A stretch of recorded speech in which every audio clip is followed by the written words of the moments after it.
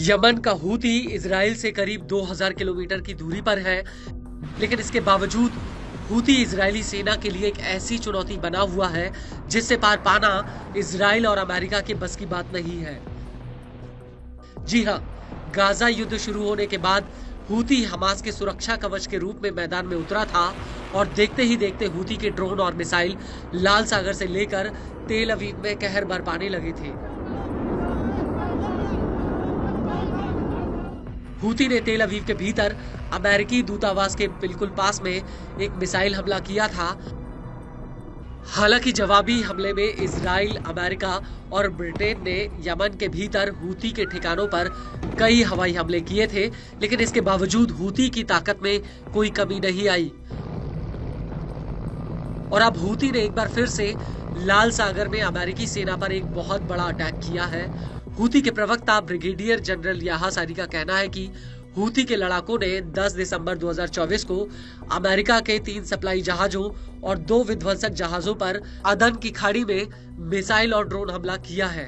Houthi का कहना है कि इन जहाजों पर उस वक्त हमला किया गया जब ये जिबूती बंदरगाह से निकले थे। हूती का ये भी दावा है कि अमेरिका के ये जहाज पहले यमन के खिलाफ हमले में शामिल थे।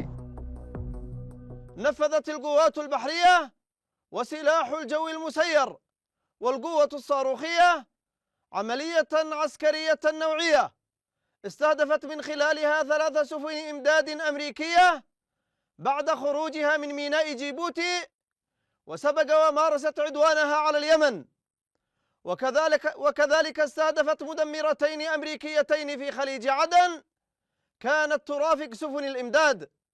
وقد نفذت العملية بعدد من الصواريخ والطائرات المسيرة، وقد حققت العملية أهدافها بنجاح بفضل الله. ويعد هذا الاستهداف لهذه السفن والمدمرات هو الثاني خلال 10 أيام.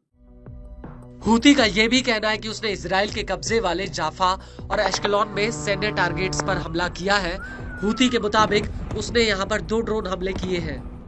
وفي سياق آخر نفذ سلاح الجو المسير عمليتين عسكريتين استهدفتا أهدافا عسكرية في منطقتي يافا وعسقلان في فلسطين المحتلة بطائرتين مسيرتين صباح اليوم، وقد حققت العمليات أهدافها بنجاح بفضل الله.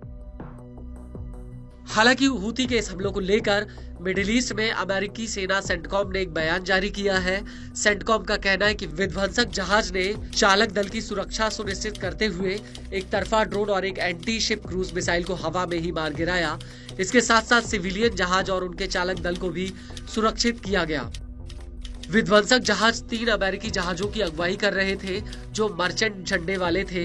हूती के हमलों में जहाजों को कोई नुकसान नहीं हुआ है और इसी विध्वंसक ने पिछले 2 हफ्तों में हूती के एक और हमले को नाकाम कर दिया था। आपको बता दें कि अमेरिका का कहना है कि 2 अमेरिकी नेवी जहाज यूएसएस स्टॉकडेल और यूएसएस ओकेन ने हूती के हमलों का जवाब दिया। वहीं न्यूज एजेंसी एसोसिएट प्रेस का कहना है कि अमेरिकी नेवी हेलीकॉप्टर और फ्रांस के एयरफोर्स के जेट्स ने इस हमले को नाकाम करने में मदद की है। इन दोनों ने मिलकर हूती के ड्रोन और एक मिसाइल को हवा में ही गिरा दिया।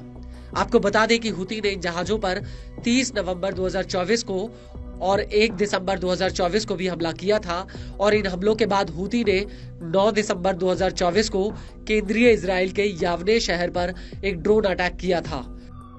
हूती का ये ड्रोन यहाँ पर एक बिल्डिंग के 15वें फ्लोर पर फटा था, जिसका एक वीडियो भी सामने आया था। हालांकि इस हमले में कोई हताहत नहीं हुआ था।